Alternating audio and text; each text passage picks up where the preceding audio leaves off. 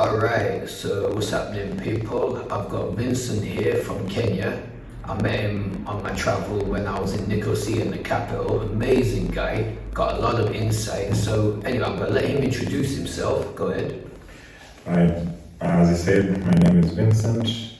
I'm originally from Kenya, but currently living and studying in Finland. And now came to Cyprus for a part of a school internship program, and that's how we got to meet each other. And we've been having like really interesting conversations, like about traveling. Yeah, definitely. And about everything else. Everything in life, yes. Psychology. A bit philosophical at times, Yeah. also spirituals and everything. Yeah.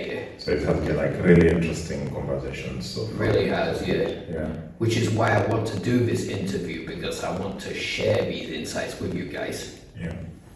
Anyways, so as I met this guy, bit of background, I lived in Africa for quite a few years, and I know how the life is in Africa and how hard it is for Africans to travel from the continent to other places.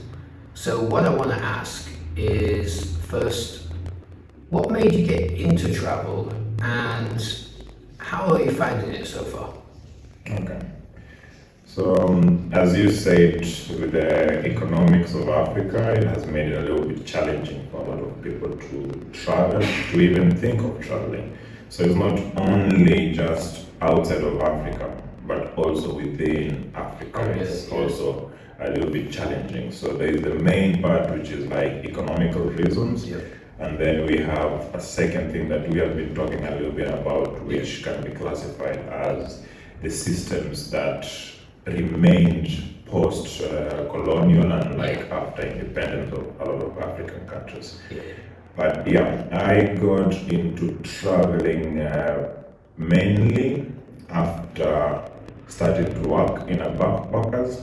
So I'm born and raised in the capital city, and then I got into tourism because I always got interested in people. And at that time when I was getting into restaurant business, it wasn't that much of a good career choice. Yeah. But it is life. You have to figure out how to survive. So I got a chance. I moved to the coast to manage a backpackers. And it was my first time in a backpackers, and it was a learning experience to understand.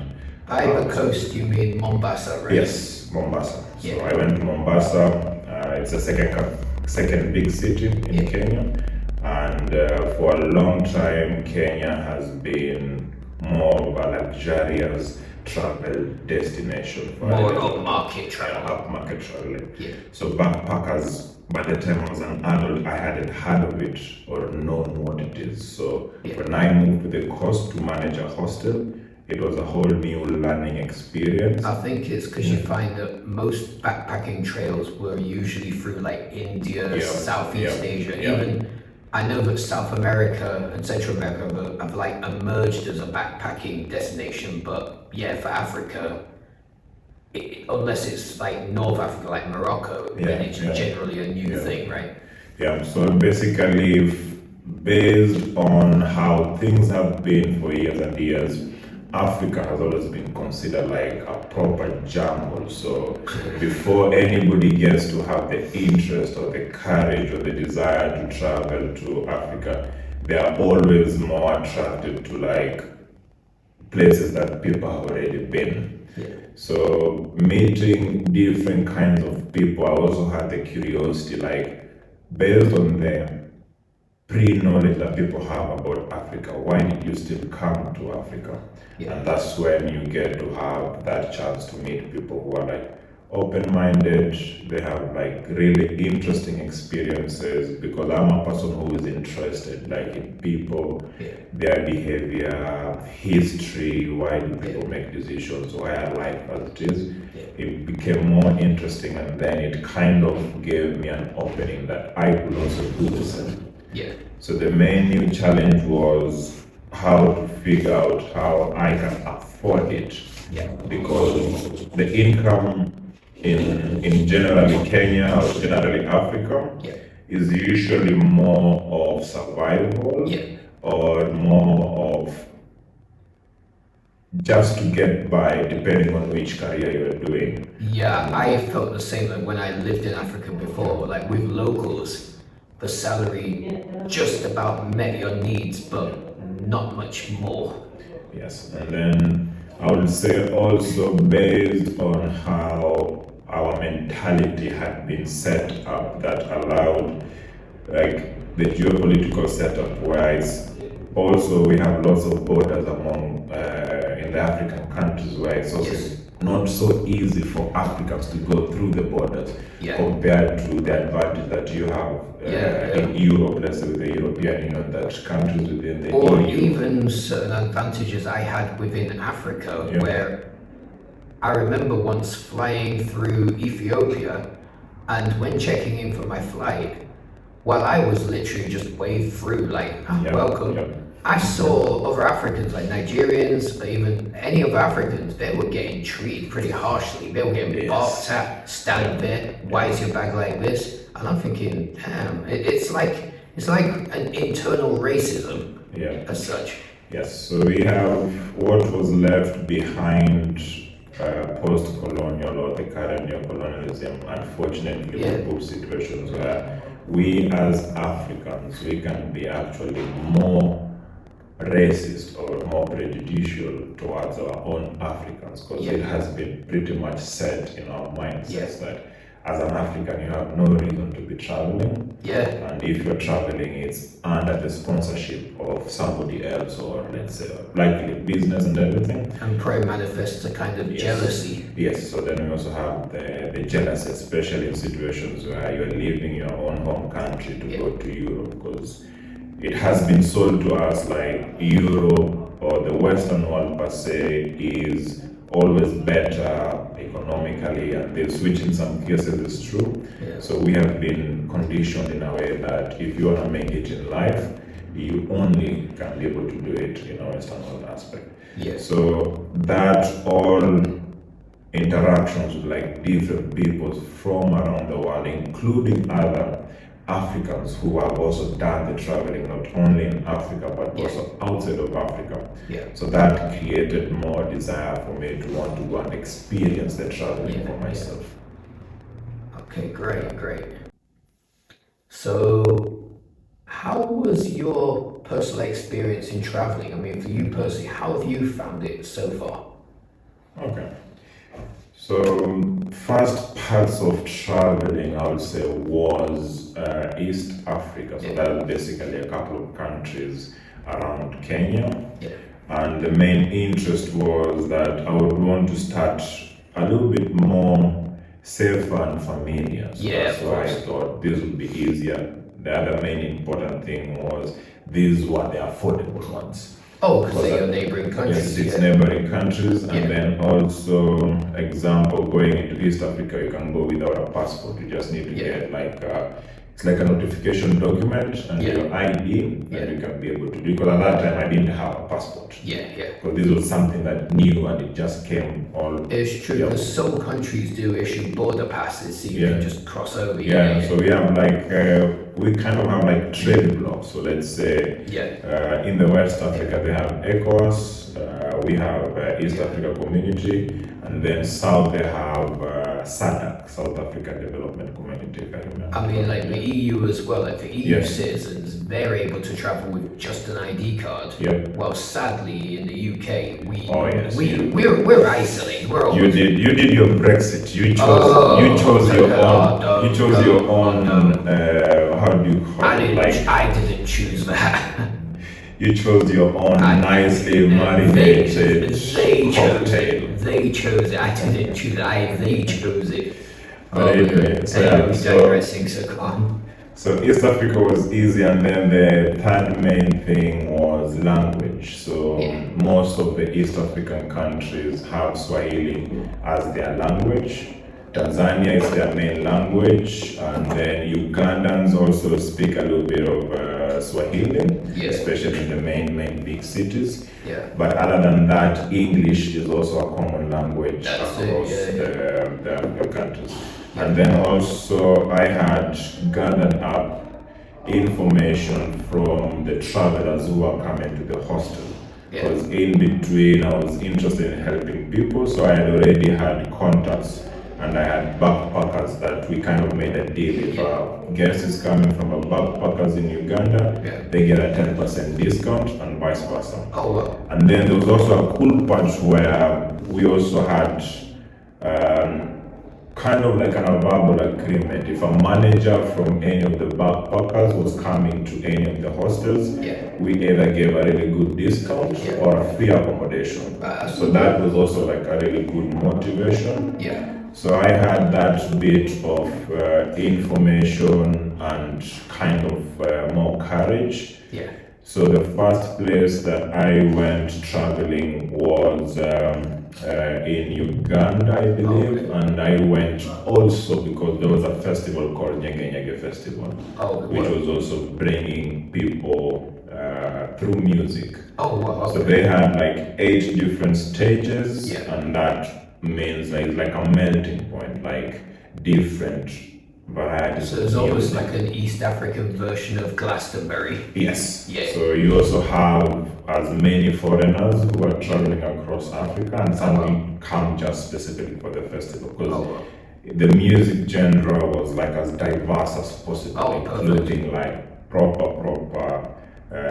techno, like trance and this kind of music, and then there's the African like beats and this, and then there's a combination also. Maybe some hip hop, some R&B, So that was easy. You get a bus, couple of, I think from Mombasa to Uganda would be about 22 to 26 hours of the bus. That's long. That's long, but basically also because of rural urban migrations and where my original country home, village home, we did 8 hours to the capital city on a regular basis. If you go, so you were used to it. Yes, and then also from Mombasa to my village town, it took at least 16 to 18 hours.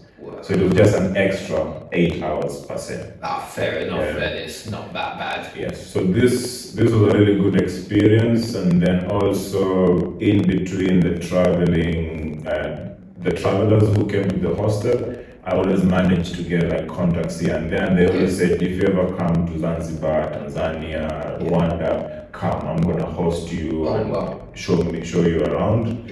So that's how I got to travel also now to Tanzania. And then in Tanzania I went to Bagamoyo, Dar es Salaam, and then crossed over to Zanzibar. So it was also easier for me, language, and I also had like pre-information from travelers who had been there. So you got tips and so I had tips, yes. I knew where to go, what to do. If let's say in Zanzibar I wanted to be able to meet like young travelers, then I'll go south in Paje. If I wanted to have like more relaxing, I would go north Nungwe in the island. Perfect. And then also this also gave me an opportunity to make like a side hustle. So since I had the information, I had personal experience of doing this, I was able to create like personalized or customized itinerary for guests. And at one point I traveled with a group for 3 months. So you could basically be a tour guide and a travel agent. Yes. So I was more of like how do you call it, hired muscle. So in most cases, unfortunately, if you're traveling as a white person across Africa, there's high chances you can get hassled more. But if there is like a local person who is speaking the language and understands, it gets less. So this was kind of like the arrangement. It was really nice experience, because at that time I wasn't working. And I got now to do that, and I've been doing that here and there for people who are interested in online customized. So we organized with local people and the local tour operators. So travelers or tourists can be able to get a little bit like local, authentic traveling in between, because then it's easier to travel with public transport. So you're not that as worried as a tourist going into a place for the first time. That's it, because somebody's watching your back. So that was traveling in East Africa. Okay, so obviously now you're resident in Finland. And you've been to quite a few like European countries as well. So how was your experience traveling within Europe as compared to traveling within Africa? Oh, that's a big one. Oh boy. We can do like a simple summary will be like it can be or it is shaped Ooh. in a lot of different aspects. Yeah. So the reasons why I will summarize it a little bit as the main thing it will be is like something that hits you from the word go is more of like a shock. Yeah. So the first few times it's a little bit shit because you have a kind of expectation that this is the land of milk and honey, so it should be good. Yeah. And I never really wanted to accept that I am different. Yeah. I had these experiences and I knew that it's not going to be easy as a black person in, let's say, in Europe or the West. Yeah. But I didn't expect it the extent that I expected it. I found it. So that's when now, slowly by slowly, I started to be able to kind of prepare myself psychologically. Yeah. And this also created the aspect where, in terms of personal relations while traveling, that's where most of the shit comes. In terms of like destinations and areas and the things that you can do and travel, once you've overcome that part of the initial shit experience that is with personal people, you realize you can be able to enjoy a lot of the place itself. If you immerse yourself as much as possible, like into like local situations, with food. So there's a general curiosity of a lot of people, like, why are you traveling? That's it. What are you doing here? Because the initial and preconceived notions. So there's a lot of preconceived notions for us black people. Because what is the initial stereotype that you get put on you? I think the most of the times is based on one, you shouldn't be able to be affording to be in Europe. So the idea is you came by the boats, like immigrants. So so the initial from what I came to learn slowly by slowly, and I accepted. And because unfortunately I do a lot of like situations where I always try and want to understand why that person or why that situation was, and I came to realize it's based on all the information that is given out to the people, let's say the Europeans. There is a lot of situations where a lot of black people are coming through the boats. You have the situations, even some are dying. Oh, I mean, in the UK, it's like our media is painting it as an invasion. And we're being told, oh, they are, usurping our resources. They're taking our jobs. They're criminals. They're gonna rape our women. And all kinds of. We get fed this. So that's what is. So that's what is being fed. So So the shitty part is that in most situations, I have to do a little bit more effort to convince the other person that, hey, I understand what you may have as an experience or what people have had as an experience interacting with black people. I don't want to say that it's not happening that we are having illegal African immigrants coming into Europe.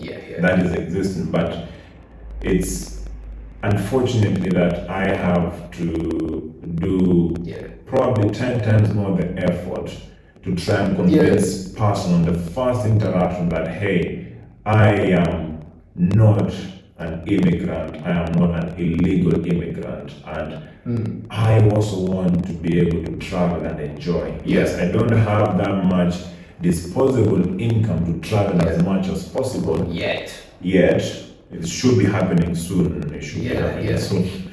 But any chance that I have that I can be able to travel into a new place, I would love to use it. And also I have done my research, and there's a lot of African travelers. So Yeah. some from Kenya, some from Africa originally, some who have lived in Europe, some Well, I live mean, in there's a few America. famous ones. Yeah. If you follow travel blogs, you've got like Wode Maya, Yeah. you've got African Tigress. Yeah, oh, she's nice. She's from Kenya. So she's... There's a guy, begins with a T.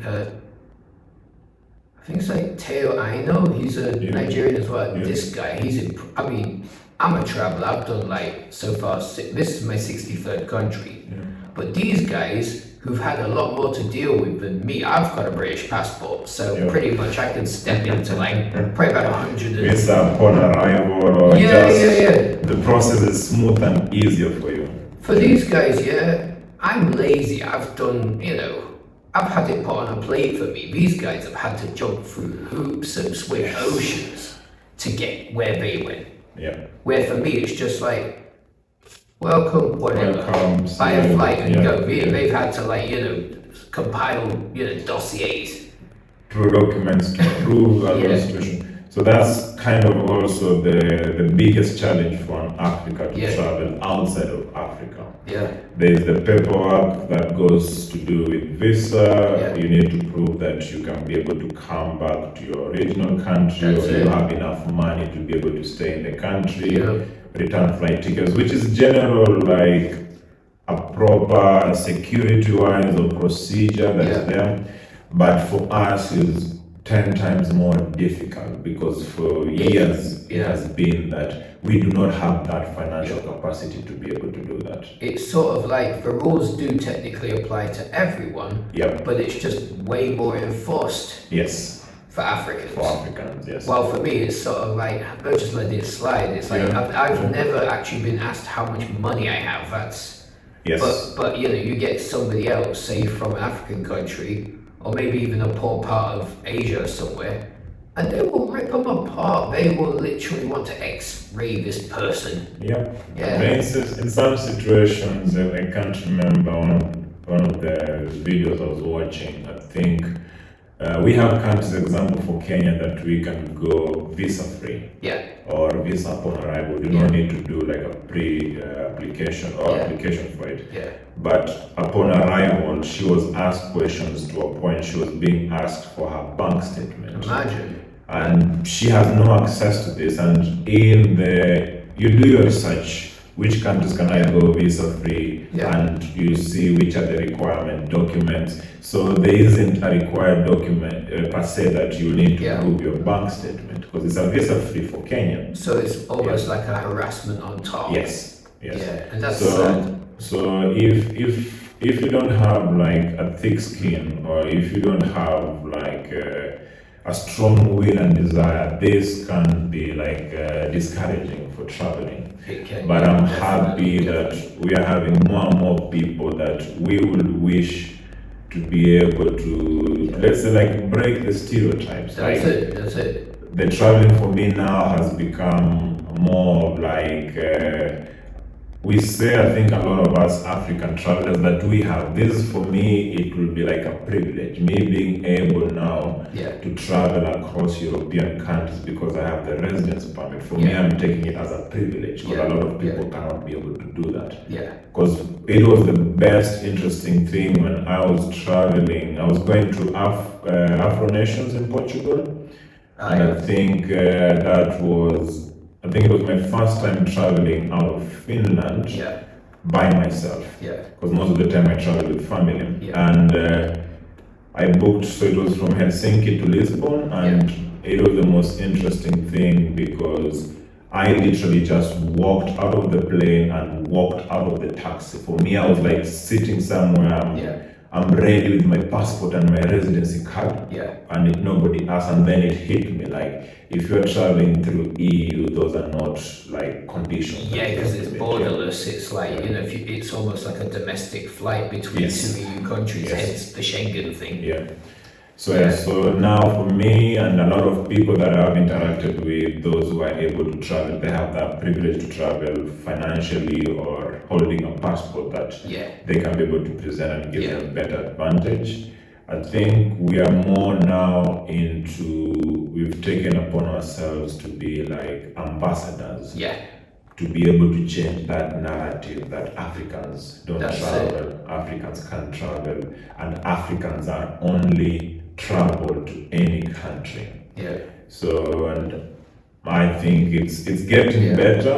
And I feel that in a way, like, I think European authorities, you know, be it immigration, be it tour operators, service providers, should also take it upon themselves to ask themselves, how are they perceived by people coming from Africa? It's like, you know, are they doing this on purpose to make people feel unwelcome?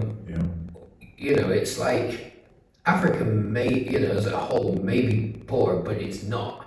It's rising. There is a growing middle class. There are people that are making a lot of money and have capabilities financially to go where they like. Yes. And eventually, you know, it's a knock-on effect. These people, you may, you know, say you're a hotelier or like a service provider in Europe, and you get an African customer, and then you just see him as, it's just whatever, he's just another African. But just picture, you may not know, this guy might be a huge CEO in his country, and then he goes back to his country where he's got influence, and everyone around him asks, how was your trip? And then he's going to be telling, well, I was treated like this, I was treated like that, don't bother. You know, it's a stain on us as Europeans, because technically, as Europeans, we're meant to hold human rights to a high esteem. Oh yes. So it's developing. I think not in as fast pace as it should be, where we can be able to give people chances as fast as human beings, and then second now based on what the interaction could be. Because yes, I understand. You could also for the first time meet an African guy or a black guy, and yes, it could be an illegal immigrant. Those are things that I have no control of, and I cannot be able to say like, now we should have like some kind of identities or something on our foreheads to be like, I am not an immigrant, I am a resident of a European nation. So, I'll tell you a funny thing. I've got a friend from Australia, and I went to his house once, and he had some housemates, and me, I'm always genuinely curious to know where his housemates are. I like to know where people are from. It's just curiosity. And I asked him, and he says, I don't know. And he gave me a funny anecdote. He says, he used to come out with funny things. He says, well, everybody to me is Australian until proven otherwise. Which means that he was like, you know, the only reason to really ask somebody where they're from is either to treat them better or to treat them worse. Like to decide. So we say in our street language is more like, if I know who you are, then I can be able to know the level of respect or disrespect I'll be able to give you. So now people are traveling more, people are going into places where people haven't been before. And then also as African, we also have a little bit of a stigma when you hear the stories or the negative stories that an African has experienced in a place. It gives, or as you said, it gives less motivation for even somebody who has 10 times the financial capacity for somebody from that area, but because they have previous experiences. Because let's say a white person would want to use the experience of maybe somebody else, whether close or far, who got, let's say, they got ripped off by an African or in one or another. So there's that cautionary situation where each and every person always uses that I don't want to get into an uncomfortable situation or a bad situation. As we are all human beings, we are very slow to change. In some situations, we actually don't want to change. And meeting somebody who is not of the same kind to you already creates that aspect that for you to either welcome them or for you to accept them, you have to accept the change that is coming. And it's a bit easy and comfortable for people not to accept the changes, because the changes make you think differently. And It changes your may perception. it may also make you have a realization that you were Yes. wrong in the past. Yes, And then you that have to is come true. to terms with that Yeah, and think, yeah. okay, now I need to change. Yes. So, for example, speaking about this, for me, it's always interesting, and whenever I meet people, especially if I meet, like, for example, yesterday when we were coming from the border, Yeah. and we met the Finnish girls, and I spoke to them in Oh, Finnish, yeah, that which was- is also something for you when you're able to speak somebody's language and That's they it, have yeah. zero expectations. Oh, of it's why. fun. It's fun when someone don't expect it. They can't match the words and the language with the face. Yes. So it takes them a while to be able to comprehend it. And for me, that kind of makes me understand Yeah. that complexity of how different we are. Yeah. But at the same time, if given a chance, we can be able to know more about each other and be able to have a different perception. Of course. Yes. So for me, it's the same thing in a lot of situations. I've realized that after a while, after first few interactions with people who Yeah. had a different perception of me, and I also had a different perception of them, because Yeah. that's what kind of, it's like a survival mode. Of course, yeah. After that, you kind of start seeing that we kind of ease Yeah. towards each other, That's and it, we yeah. start to realize that potentially we have a lot in common, more than we have as different. That's it. It's That's just it, that yeah. we are born in different countries or Yeah, different situations, and it's nobody sends an application letter that I want to born in Africa, I want to be born in That's Europe. it. You can't choose where you're born. Yeah. So, after all your experiences traveling so far, Yeah. what would you like people to know, and what is your overall message? What would you like to tell the people? Okay. I think it will be more of we have to give people chances. Yeah. We have to also accept that at some point in life we will have to unlearn the things that we Oh, yeah, have definitely. learned growing up. Like Yeah. as Africans, we also have our own stereotypes of what white people are that Yeah. we are also unlearning. As now we have more information, knowledge that Yeah. is available, and different experiences. That's So it. That's it. that is kind of like the main part. Of course, you still have to be cautious. Yeah. You still have to be aware of Yeah. your surroundings, Yeah. and the giving of chances is more of like give the person the human decency from the That's first it. interaction. That's it. Yeah. Yeah. After that, based on how that interaction evolves, then you can Yeah. be able to make either Yeah. an adjustment to walk away or an adjustment.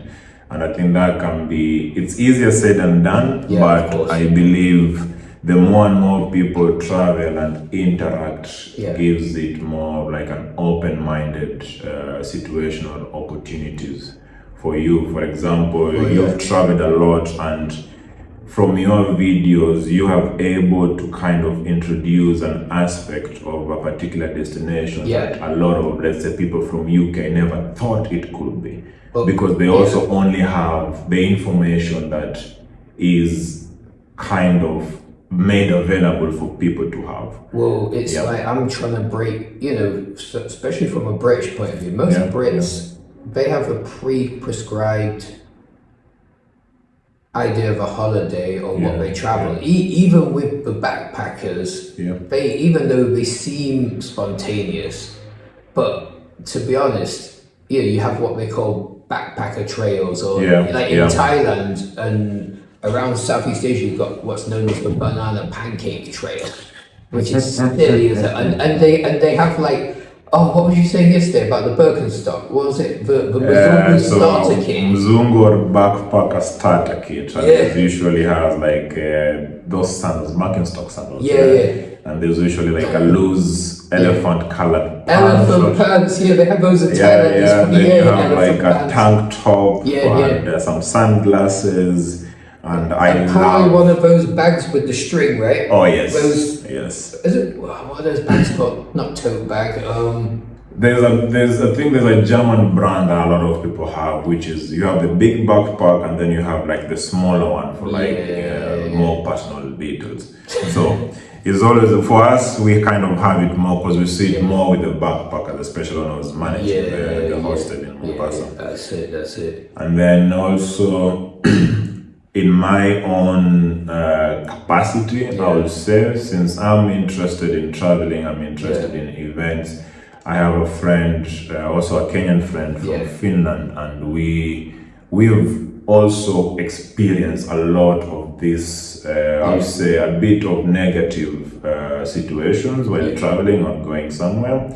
But as a traveler, as a black person traveling around the world, what I think I would advise or I would suggest, I would recommend is don't take everything from the face value from when you met, because that's the way those people are using to kind of protect themselves. You could have people who are just naturally it could be a defense mechanism. Yes, a defense because mechanism, you know you've already got this you've got this fear, so you've gotten ready. You are ready to protect yourself. You're braced. So from that experience, just give it a little bit more time. Yes, unfortunately, you need to maybe make a little bit more effort. But we shouldn't give up based on lots of like negative experience. We can be cautious, but not to give up. So me and my friend, I think in a way by sort of already putting up the wall, you're depriving yourself a lot more for the person you're even interacting with. You're losing, like you yourself are losing. Because I mean, I don't know, for me, I can be a bit introvert and sometimes I just can't be bothered to talk to people, but at the same time I get curious on people. Like I think for you, I asked you if you was Gambian or something. I'm Kenyan, but it kind of broke the ice, and then it went on from there. So for example, from my experience in Cyprus has been a bit of both, and I can't blame Cypriots because they are going through a lot of like the last 5-6 years they've had a lot of like immigrants and foreigners, not just from across the world, but also a lot more Africans have been coming. And of course, I'm not gonna lie, there is a lot of like not so nice situations involving Africans here and there. Sadly true. But slowly by slowly we can give more chance, because it's a big change for them as an island to have these people, and they have no idea who they are. They have grown up not knowing how to interact with them. That's it. So we also give them a chance to be able to absorb like the shock that they are having for having people who are totally different. It's like here has basically become a landing spot for everybody. I mean, ultimately, most migrants from Africa or wherever don't ultimately want to go to stay here. They just use it as a landing spot because they're all trying to basically come to my country. Sadly enough, you know, it's like even sadly that's creating a rift as well, where. I mean, there's always been racism in England. We can't whitewash that. It's a fact. But now there's a lot more resentment, especially with our current government that's already spreading resources so thin that we can't even get what we pay tax for. And now a new set of people have come, and sadly, the government, rather than accepting their fault or responsibility, are actually indirectly blaming them to shift our anger from our government to them, people, which has always happened in history. Let's face it, marginalized people always bear the brunt that's true. of anger. So for me, that kind of experience, initially it was a bit challenging, but after a while, once I overcome it, I ended up enjoying Cyprus a lot. And it gave me that almost home feeling, because I was a bit homesick and it's an island feeling, and this is a cool place. It's really nice, perfect weather, good produce, good food. It's a good place, and it's actually not expensive to be here. Yes, Yeah. it depends also on how you live. If you Yeah. come with a 2 weeks millionaire style, Oh, of course, you'll yeah. blow up your money within few days or weeks. Well, I see you want to sit Yeah. in a bar 24/7, get drunk, and then go after like ladies of the night. yeah. Yeah, you're gonna hemorrhage cash. So as I was saying, individually, me and my friend, he's been a DJ for over 10 years, so he has a lot of experience in events. Oh, yeah. So we thought, what can we do to Yeah. be able to change the narrative for Of both course. sides? Like the Africans can be able to see another versions of the Europeans and vice versa. So we came up with an events company. So we call it Kwetu Events. So Kwetu basically means our home. Oh, okay. Anyway, I'm gonna actually put the links and descriptions in the description so that so other people can get into that. So please check the description for those links. Yeah. Yeah. So the idea was, as Kwetu means you can find a home away from home. Yeah. And wherever you'll be spending a lot of big percentage of your data becomes your new home. Yeah. And you adopt, but we also want to be like, you can also be able to adopt to a new home. Yeah. But doesn't mean you necessarily have to forget your original That's it. home from where you come. Yeah. So the concept is music and a kind of storytelling. So it could be anybody from anywhere in the world who is interested to talk and share to the world something about them that the mainstream media would never show. Yeah, yeah. So that's kind of the concept. So we've just started. It's something we thought about from last year, and it's still in the developing stages. Yeah. But it's starting to get along, and we're having a good feeling because That's everybody is invited to share their story, not necessarily Africa. For us, mainly as Africans, we'll do more of Africans because that's our home. Well, that's what.